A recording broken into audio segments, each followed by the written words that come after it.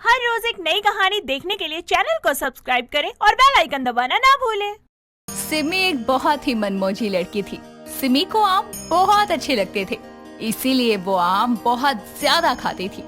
सिमी को चाहे कच्चे हो या पके, कैसे भी आम हो, बस आम खाना पसंद था। एक दिन सिमी अपने कमरे में बैठकर आम खा रही थी। तभी उसकी माँ कविता उसके कमरे में आकर कहती है, तू पागल हो गई है क्या? इतने आम कौन खाता है? तेरी शक्ल पर मुहासे हो जाएंगे, फिर रोती रही हो। क्या माँ, आप भी ना, एक तो वैसे ही पूरे साल भर चलने वाला फल नहीं है और अब इसका सीजन है तो आप मना कर रही हैं। मैं तुझे आम खाने के लिए मना नहीं कर रही हूँ, बस ये बोल रही हूँ कि थोड़ा कम खाया कर। ठीक है माँ, कल से कम कर दूंगी, लेकिन अभी तो खाने दो। अब तो ठीक है ना? अब तो कोई दिक्कत नहीं है। दिक्कत तो तुझे होगी अगर तू मेरी बात नहीं सुनेगी। और वैसे भी अभी तो बड़ा बोल रही थी कि मैं कल से कम कर दूंगी, लेकिन तुझसे होगा आम खाना का? मुझे तो नहीं लगता। माँ, जब आपको पता है कि मैं आम खाए बिना नहीं रह सकती, सीजन का आम होता है यार, तो फिर क्यों मना कर रही हो? प्लीज अब मुझे रोको मत, खाने दो। दोनों बातें कर ही रहे थे कि सिमी का बड़ा भाई रोहित आम की पेटी लाता है और सीधा सिमी के कमरे में जाकर कहता है, सिमी ये देख, मैं तेरे लिए क्या लाया हूँ, तेरा मनपसंद आम। चल अब दोनों भाई बहन मिलकर आराम से बैठकर आम खाएंगे। थैंक यू भैया, आप सबसे अच्छे भाई हो। यहाँ माँ मुझे खाने से रोक रही थी और आप तो पूरी पेटी ही ले आए। माँ, आप रोक क्यों रही हो? कौन सा ही रोज रोज खाने वाली है? जब तक मैं ला रहा हूँ तब तक ये खा रही है। तुम दोनों भाई बहन एक से बढ़कर एक हो। एक को समझाने लगो तो दूसरा सामने आकर खड़ा हो जाता है। भैया चलो आम से मैंगो शेक बनाते हैं, शायद वो पीकर माँ का मूड अच्छा हो जाए। इतना बोलकर सिमी और रोहित किचन में चले जाते हैं और मैंगो शेक बनाने लगते हैं। तीनों मिलकर मैंगो शेक पीते हैं। कुछ दिनों बाद सिमी सोकर उठती है तो उसके चेहरे पर बड़े बड़े दाने होते हैं और वो आवाज लगाकर कविता को बुलाकर कहती है, माँ ये देखो ना, ये क्या नया नया स्यापा आ गया? इतने बड़े बड़े दाने कैसे हो गए? मैं तो तुझे पहले ही मना कर रही थी कि मत खा इतने आम, लेकिन मेरी इस घर में सुनता ही कौन है? अब बताओ मैं क्या करूँ? ऐसी गंदी शक्ल लेके मैं कॉलेज जाऊंगी, सब मेरा मजाक बनाएंगे। काम ही ऐसा किया है तूने तो सब हंसेंगे ही ना तुझ पे। जब तुझे रोको तो समझ में नहीं आता, बाद में चिल्लाती फिरेगी। रहने दो, आपको तो कुछ बताना ही बेकार है। खामखा में इतना 6 फुट का लेक्चर दे दिया। मैं खुद ही अपनी हेल्प कर लूंगी, मैं ऐसे ही रह लूंगी। अभी तो बड़ा बोल रही है, जब तुझे सब देखने वाले आएंगे तब ये सब बोलियो। कोई बात नहीं, मैं मेरे चेहरे पर इन दानों के साथ भी अच्छी लग रही हूँ। इतना बोलकर सिमी कॉलेज के लिए चली जाती है और वहाँ उसकी मुलाकात एक समर नाम के लड़के से होती है और समर उसे देखकर कहता है, यहाँ सब इतना मेकअप करके आती हैं और तुम बिना मेकअप के तो आ गई हो, लेकिन तुम्हें अजीब नहीं लग रहा? तुम्हारे चेहरे पर इतने दाने हैं।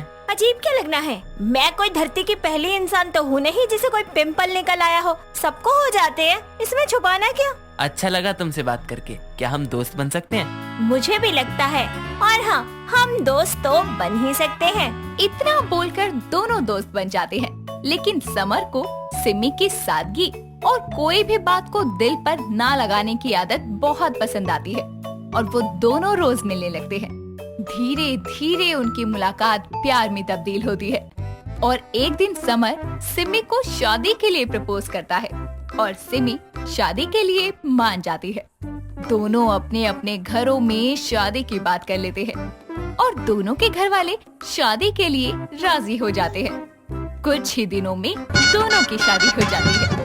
शादी के कुछ दिनों तक तो सब ठीक रहता है, लेकिन फिर एक दिन सिमी की सास शालिनी सिमी को बोलती है, बहू बहुत गर्मी हो रही है, नींबू पानी बना दे, सब पी लेंगे और वो ठीक भी रहेगा। माँ जी, नींबू पानी कौन पिएगा?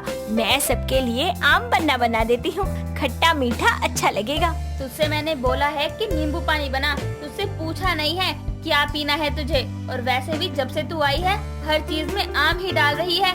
क्या माँ जी, आप भी हर चीज में कहाँ डाल रहे हैं आम? तू दाल में कच्चा आम डाल देती है, आम रस, कस्टर्ड, आम पन्ना और भी पता नहीं क्या क्या बनाती रहती है। आज नींबू पानी पिला दे, ऐसा लग रहा है मुझे और किसी का स्वाद पता ही नहीं है। सिमी शालिनी की बात सुनकर नींबू पानी बना देती है और अपने लिए आम पन्ना बनाती है।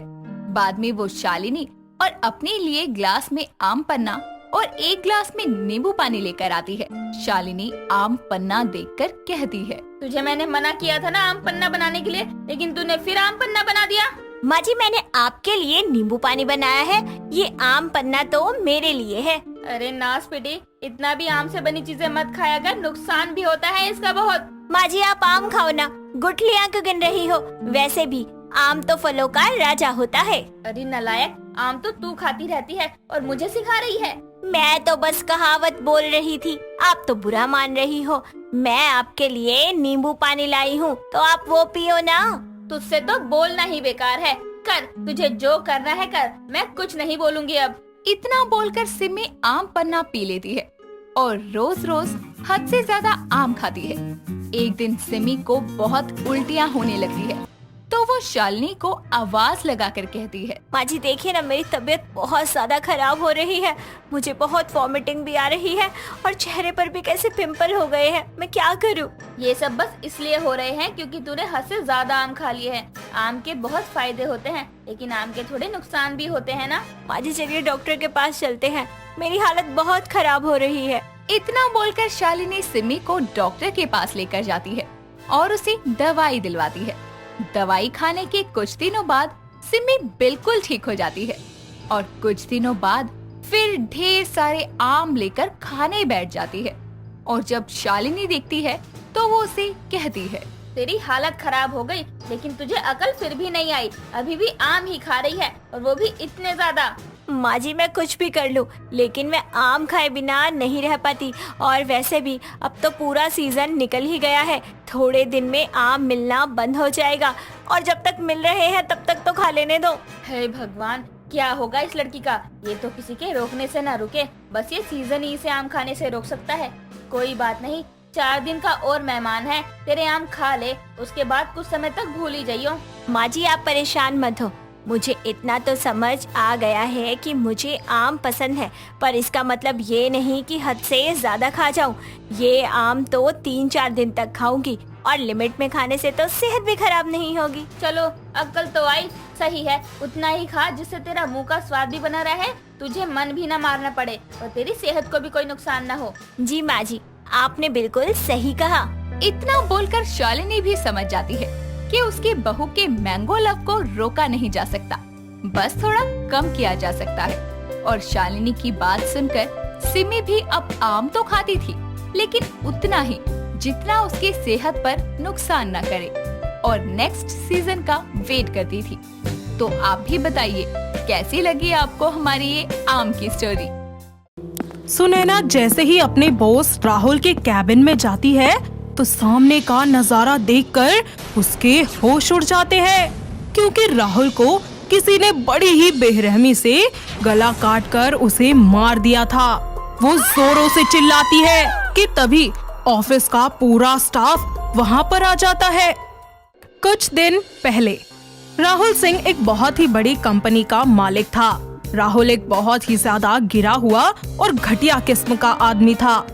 एक दिन उसकी कंपनी में एक रिया नाम की लड़की आती है इंटरव्यू देने के लिए। ऐसे में वो रिया को ऊपर से लेकर नीचे तक पूरा देखता है और फिर बोलता है, looking pretty Riya, have a seat. Thank you sir. तुम मेरी पर्सनल सेक्रेटरी रहोगी, मेरी हर छोटी बड़ी चीज का ध्यान रखना होगा आपको। जी सर। बाकी मुझे शिकायत का मौका मत देना। Okay sir. रिया का इंटरव्यू हो जाने के बाद उसे सिलेक्ट कर लिया जाता है और अगले ही दिन से रिया ऑफिस आना शुरू कर देती है। ऑफिस आकर रिया काम के साथ साथ राहुल की हर छोटी बड़ी जरूरतों का भी ध्यान रखा करती थी। धीरे धीरे रिया और राहुल को एक दूसरे से प्यार हो चुका था और एक दिन राहुल उससे कहता है, रिया, मैं तुमसे बहुत प्यार करता हूँ और तुम्हारे बिना जी नहीं सकता। मैं भी आपसे बहुत प्यार करती हूँ। तो क्या तुम मुझे वो सभी हक दोगी जो एक बॉयफ्रेंड के साथ होते हैं गर्लफ्रेंड के लिए? हाँ क्यों नहीं, प्यार में सब जायज है। ओह मेरी डार्लिंग, तुम कितनी अच्छी हो। हर बीएफ को तुम्हारे जैसी जीएफ पसंद आती है। तुझ में ऐसा है ही क्या जो मैं तुझसे प्यार करूंगी? अरे मुझे तो बस तुम्हारे पैसों से प्यार है। दोनों एक दूसरे को गले लगा लेते हैं। ऐसे ही कुछ वक्त बीत जाता है और राहुल अब रिया को अचानक इग्नोर करने लगता है। ऐसे ही एक दिन रिया गुस्से से राहुल के पास जाती है और उससे कहती है, समझता क्या है तू अपने आप को? पहले एक लड़की के साथ मस्ती करेगा और फिर उसे इग्नोर करना शुरू कर देगा। कैसे मजे? अरे अच्छे से जानता हूँ तुम जैसी लड़कियों को। अमीर आदमी देखा नहीं कि आ गई मुंह उठाकर। याद रखियो, तुझे तो मैं जिंदा नहीं छोड़ूंगी। अपना बदला न ले लिया ना तो मेरा नाम भी रिया नहीं। Security, security. जी सर। बाहर फेंको इस लड़की को, दोबारा नजर नहीं आनी चाहिए ये लड़की, ये ले कुछ पैसे और यहाँ मत आइयो आज के बाद। इसी तरह कुछ समय बीत जाता है और उस कंपनी में एक सुनैना नाम की लड़की आती है। राहुल उसे अपनी कंपनी में अपनी पर्सनल सेक्रेटरी के लिए हायर कर लेता है। ऐसे ही 1 महीने बाद सुनैना राहुल के पास आती है और रोते हुए उससे कहती है, सर मुझे कुछ पैसों की जरूरत है। ओ सुनैना, कितनी प्यारी लड़की हो तुम और ऐसे रोते हुए अच्छी नहीं लग रही हो। चुप होकर सारी बात बताओ कि हुआ क्या है। सर मुझे पैसों की सख्त जरूरत है। मेरी माँ का ऑपरेशन होने वाला है और इस ऑपरेशन को करवाने के लिए मुझे 1 लाख रुपए की जरूरत है। क्या 1 लाख? मैं आपके सारे पैसे चुका दूंगी सर। अच्छा, मैं दूंगा तुम्हें 1 लाख, मगर उसके लिए तुम्हें कुछ करना होगा। मैं सब कुछ करूंगी, बस मुझे पैसे दे दो। मैं जब जब तुम्हें बुलाऊंगा तब तब तुम्हें मेरी एक आवाज पर आना होगा और मैं किस लिए बुलाऊंगा इतना तुम समझ ही गई होगी। ये लो पैसे और कल रात ग्रीन रॉयल होटल में मिल जाना। वक्त बीतता जाता है और राहुल आए दिन सुनैना को अपनी उंगलियों पर नचाया करता। कुछ समय बाद राहुल का जन्मदिन आ जाता है और वो एक आलीशान होटल में पार्टी रखता है जहां ऑफिस का सारा स्टाफ पार्टी में इनवाइटेड होता है, यहाँ तक कि रिया भी। सभी लोग बन ठन कर पार्टी में जाते हैं और खूब एंजॉय करते हैं। सुनैना भी साइड में बैठकर ड्रिंक पर ड्रिंक ले रही होती है। ऐसे में रिया उसे काफी देर से नोटिस कर रही होती है और वो उसके पास जाकर उससे कहती है, क्या हुआ तुम्हें? सब लोग इतना खुश है, तुम परेशान लग रही हो बहुत। क्या बताऊं, उस इंसान को देख रही हो? उसने मेरी जिंदगी बर्बाद कर दिया है, मेरी मजबूरियों का फायदा उठा उठा कर। क्या तुम्हारे साथ भी? तुम्हारे साथ का क्या मतलब? किसी और के साथ भी हुआ है क्या? और बदकिस्मती से वो मैं ही हूँ। पता नहीं कितनी लड़कियों के साथ इसने ये सब किया होगा। रिया और सुनैना दोनों अपनी अपनी आप बीती एक दूसरे को सुनाती हैं कि तभी वहाँ पर राहुल अपनी वाइफ मृदुला के साथ आ जाता है और आकर केक कट करता है। रिया और सुनैना को जब ये पता चलता है कि वो शादीशुदा है तो वो दोनों गुस्से से लाल पीली हो जाती है। थोड़ी देर तक सभी लोग पार्टी एंजॉय करते हैं। जैसे ही रिया और सुनैना वहाँ पार्टी से जा रही होती हैं कि तभी उनको राहुल और उसकी पत्नी की कुछ आवाजें सुनाई देती हैं, तो वो दोनों वहीं रुक जाती है। ऐसे में राहुल मृदुला को थप्पड़ मारते हुए उससे कहता है, अपनी औकात मत भूल। आज तक ऐसा कोई पैदा नहीं हुआ जो मेरा फोन चेक करे। मैं आपकी पत्नी हूँ और आपका फोन चेक कर लिया तो कौन सी आफत आ गई? मुझसे जुबान लड़ाएगी तो जुबान ही काट दूंगा तेरी, समझ आई?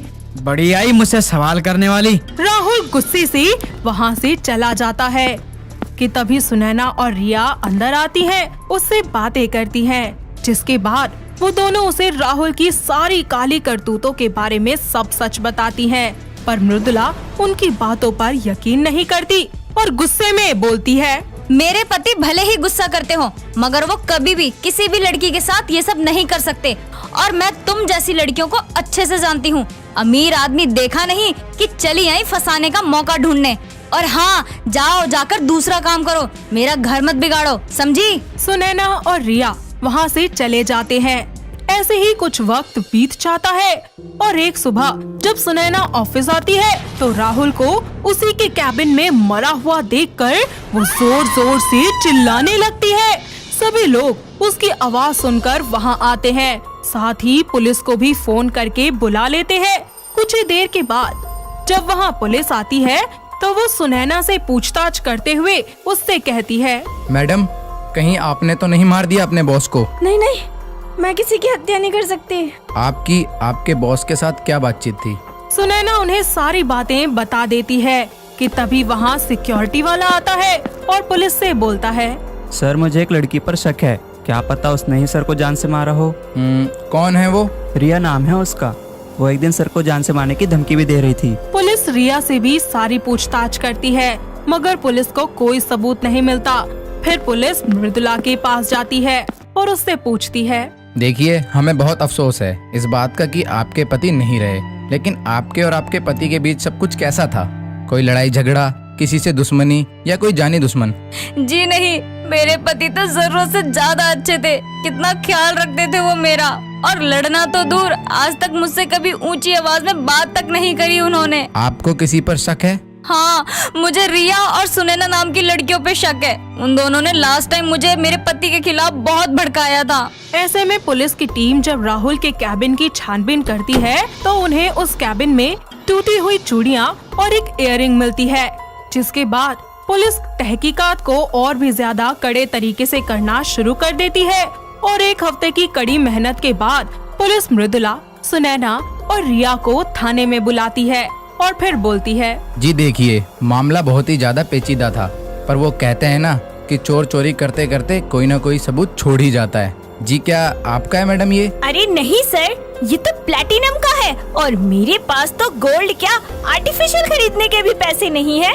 सुनैना जी, आपका है? नहीं सर। मृदुला जी, आप खुद बताएंगी, नहीं तो मुझे बात निकलवाना आता है। हाँ हाँ, ये मेरा ही है और मैंने ही मारा है उस हैवान को। आए दिन मुझ पे अत्याचार करता था और मेरे साथ साथ उनने 2 लड़कियों की जिंदगी और खराब की है। जब इस बात की भनक मुझे लगी तो मैंने उस दरिंदे को जान से ही मार दिया। पुलिस मृदुला को गिरफ्तार करके उसे जेल में बंद कर देती है। साथ ही राहुल की कंपनी को भी हमेशा के लिए सील कर दिया जाता है। तो दोस्तों, कैसी लगी आपको हमारी ये नई कहानी? क्या आपके घर के आसपास भी है कोई ऐसा लड़का जिसने अपनी जिंदगी में इतना गलत काम किया हो? अगर हाँ, तो हमें कमेंट करके जरूर बताइए।